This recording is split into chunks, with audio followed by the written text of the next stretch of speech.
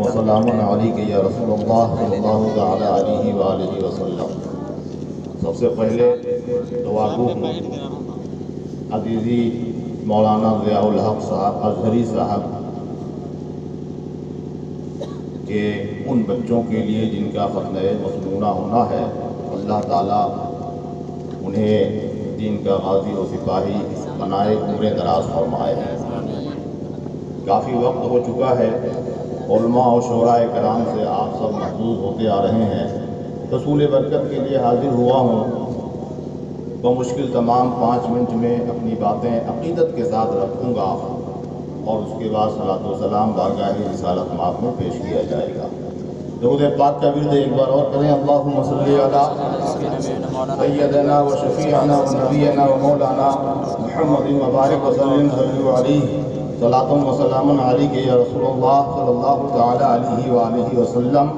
ختنہ حضرت ابراہیم علیہ السلام کی سنت ہے، جس کو ابراہیم علیہ السلام نے 80 سال کی عمر میں ادا کیا تھا۔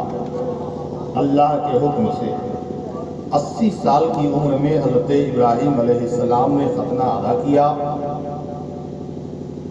حضرت ابراہیم ہی ہیں جنہوں نے اپنے بیٹے حضرت اسماعیل کو مینا کی وادی میں لٹا کر ہاتھ میں چھری لے کر اسماعیل کی گلے پہ چھری چلا کر کہا تھا، اے مولا انی وجہت وجہی للہ فاطر السماوات والارض حنیفا وما انا من المشرکین ان صلاتی ونسکی ومحیای ومماتی للہ رب العالمین۔ مولا میں تیرے لیے، میرا گھر تیرے لیے، میرا در تیرے لیے، میری اولاد تیرے لیے، میری کائنات تیرے لیے، میں دنیا میں ہوں تیرے لیے اور دنیا سے جاؤں گا تیرے لیے۔ رب نے کہا اے ابراہیم مجھے تیرا بیٹا نہیں چاہیے، بیٹے کا خون نہیں چاہیے، بیٹے کا لہو نہیں چاہیے، مجھے تو تجھے دیکھنا تھا تو مجھے کتنا چاہتا ہے، تو مجھے کتنا چاہتا ہے۔ بات آئی گئی حضرت ابراہیم کو قرار نہیں، مولا میں نے بیٹا دینا چاہا تھا تو نے دیا نہیں، میں نے گلا کاٹنا چاہا تھا تو نے کٹنے نہیں دیا، چھری کو کند کر دیا تو نے اسماعیل کو کٹنے نہیں دیا، اب میں کیا کروں؟ حکم ہوا اگر دینا ہی چاہتا ہے تو جسم کا وہ حصہ دے دے جو تیرے لیے فائدہ مند بھی ہو اور تیری طرف سے قربانی بھی ہو جائے۔ تو کرا لیا ختنہ، اور وہی آج ہم کراتے ہیں ختنہ، یہ ثابت کرنے کے لیے کہ مولا ہم تیرے لیے ہیں اور تجھ پہ قربان ہیں، یہ سب تیرے لیے ہے۔ میں نے قرآن پاک کی ایک آیت کریمہ پڑھی، انا اعطینا انا ورفعنا لک ذکرک۔ علماء بھی موجود ہیں، میں معنی کرنے جا رہا ہوں، غلطی ہوگی تو بتائیے گا۔ مولانا ضیاء الحق صاحب بیٹھی تو وَرَفَعْنَا لَكَ ذِكْرَكَ۔ اللہ فرماتا ہے اپنے نبی سے، اے محبوب میں نے تمہارے ذکر کو بلند کر دیا۔ معنی صحیح ہے؟ معنی صحیح ہے؟ صحیح نہیں ہے، معنی صحیح نہیں ہے۔ اے محبوب میں نے تمہارے ذکر کو بلند کر دیا، صرف یہ نہیں کہا، اے محبوب میں نے تمہارے ذکر کو تمہارے لیے بلند کر دیا، تمہارے لیے بلند کر دیا۔ لکا تیرے لیے۔ میں نے کہا مولا میں بھی لوگوں کو بلاتا ہوں، کھانا کھلاتا ہوں، میں نہیں کہتا کسی کو کہ میں نے کھانا تمہیں کھلا دیا تمہارے لیے، میں تو صرف یہ کہتا ہوں میں نے کھانا کھلا دیا۔ اگر کہنا ہوتا ہے تو یہی کہتے ہیں کہ کھانا کھلا دیا، یہ تو نہیں کہتے۔ میں کھانا کھلاتا ہوں، میں نے تمہیں کھلایا تمہارے لیے، میں نے تمہیں پہنایا تمہارے لیے، لیکن اللہ کا کلام دیکھو، اپنے حبیب کو کہہ رہا ہے، اے حبیب میں نے تیرے ذکر کو بلند کر دیا تمہارے لیے، تمہارے لیے۔ میں نے کہا مولا ایسا کیوں؟ کہا تم نے دیکھا نہیں، عرفات کی وادی ہے، میرا حبیب اپنی کنڈل والی زلفیں کھولے ہوا ہے، سر پہ جو عمامہ تھا اسے اتار دیا ہے، جس پہ جو پیراہن شریف تھا اسے اتار دیا ہے، وہ کالی کملی جو محشر میں سایہ بنے گی اسے اتار دیا ہے، نالین مبارک جو عرش کا زینہ و زینت بنا وہ اسے اتار دیا ہے۔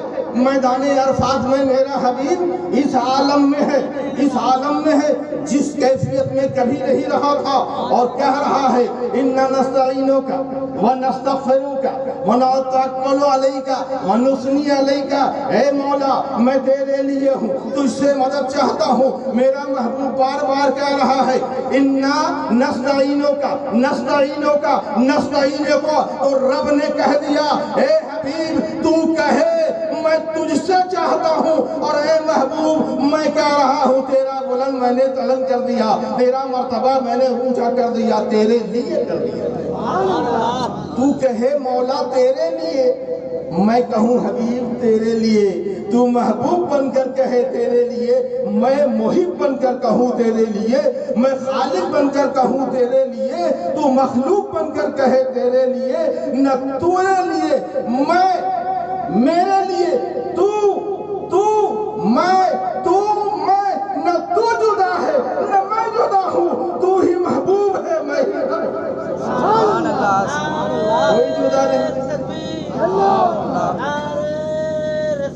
یا رسول اللہ، اسی لیے زندہ باد۔ میرے ذہن میں یہ بات پیدا ہوئی، اے خدا تو نے 1,24,000 نبیوں کو پیدا کیا، کسی نبی کے لیے کہا اے آدم میں نے تمہیں خلت دے دیا تیرے لیے، اے ابراہیم میں نے تجھے مرتبہ دیا تیرے لیے، اے موسیٰ میں نے تجھے کلیم بنایا تیرے لیے، اے عیسیٰ میں نے روح اللہ بنایا تیرے لیے، تو نے کہا نہیں میں نے کسی کے لیے نہیں کہا، میں نے کہا حبیب کے لیے کیوں کہا، حبیب کے لیے کیوں کہا؟ تو جواب ملا سنو، آدم کو جب بنایا، آدم کا کلمہ تھا اپنی امت کے لیے لا الہ الا اللہ، آدم کلیم اللہ، آدم صفی اللہ، موسیٰ کو پیدا کیا نبی بنایا، موسیٰ کے لیے کلمہ تھا لا الہ الا اللہ، موسیٰ کلیم اللہ، عیسیٰ کا کلمہ تھا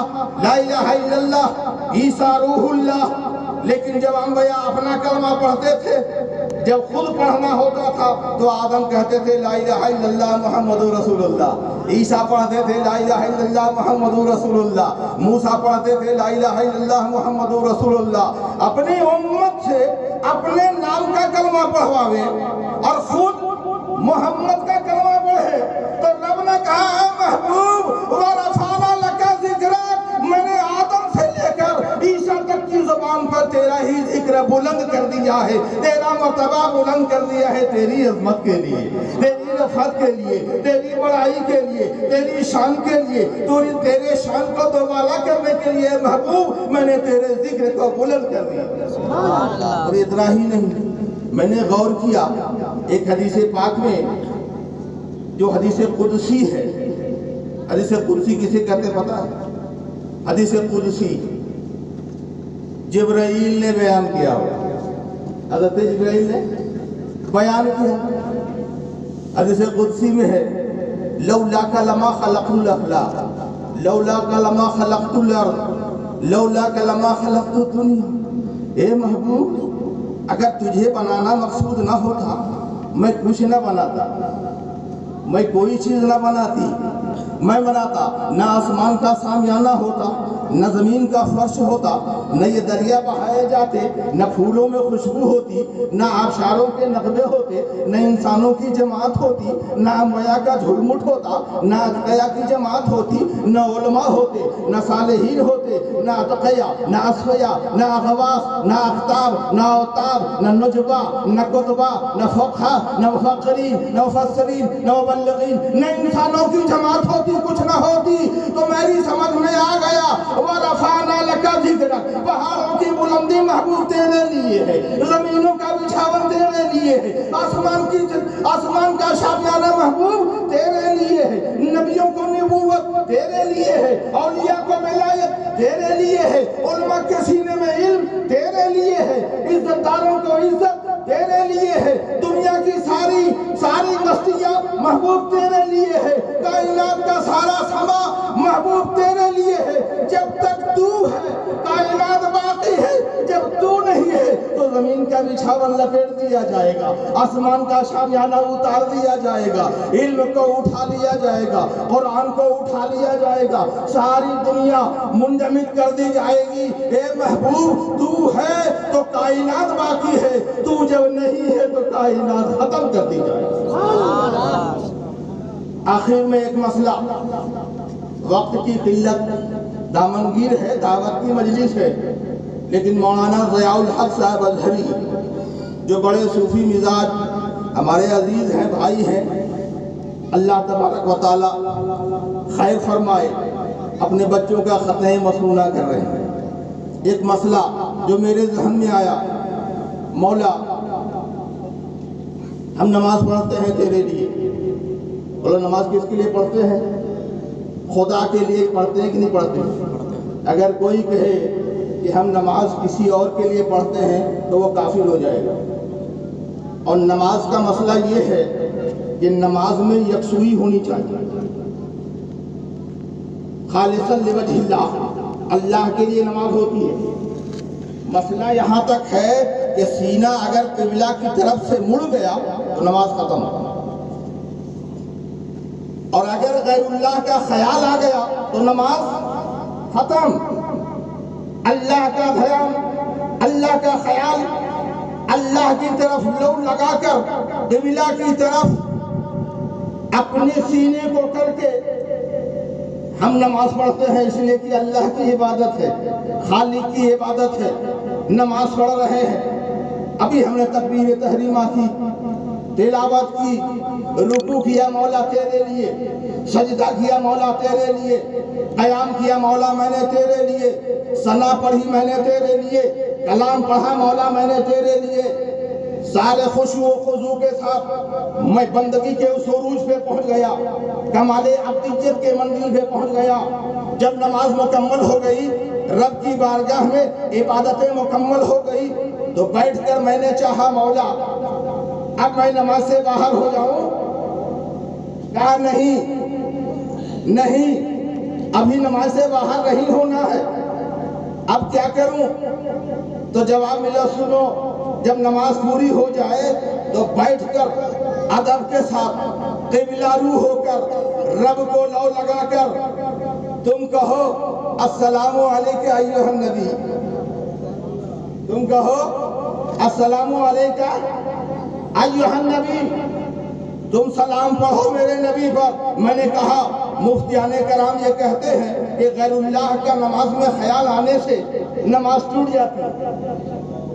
अगर अल्लाह के सिवा किसी बंदे का भी ख्याल नमाज में आए तो नमाज टूट जाती है। रसूल भी तो गैरुल्लाह है, रसूल भी तो गैरुल्लाह है। फिर नमाज में रसूल पर नमाज पढ़ना, गोया रसूल का तसव्वुर करना, गैरुल्लाह का ख्याल करना, गैरुल्लाह का ध्यान करना, और ध्यान ही नहीं करना बल्कि गैरुल्लाह को सलाम करना। अगर हालत नमाज में तुम्हारा बाप भी तुमको सलाम करे, कोई फरिश्ता भी अगर सलाम कर दे, तो मसला ये है कि हालत नमाज में जवाब मत दो, और अगर जवाब दे दिया तो नमाज खत्म हो जाएगी। लेकिन कि कैसी नमाज, कैसी शरीयत है कि नमाज में गैरुल्लाह की तरफ, नमाज में रसूल की तरफ ध्यान करने का शरीयत हुक्म दे रहा है, तरीक़त हुक्म दे रहा है। और अगर नमाज में नबी पर यानी गैरुल्लाह पर सलाम नहीं पढ़ोगे तो तेरी नमाज ही नहीं होगी। मैंने जब ये सवाल किया तो जवाब मिला, ए बंदा तू समझता है नबी गैरुल्लाह है? मैंने कहा मैं यही समझता हूँ, और तुम समझा करो, लेकिन रब का पैगाम है गैरुल्लाह जरूर है मगर गैर खुदा नहीं है, खुदा से खुदा के गैर नहीं है। गैरुल्लाह जरूर है मगर खुदा के गैर नहीं है। गैर का तसव्वुर करना मना है, खुदा का जो अपना है उसका ध्यान करना तो जायज ही जायज है। خدا کا اپنا ہے تم نے غیر کہاں سمجھا؟ ارے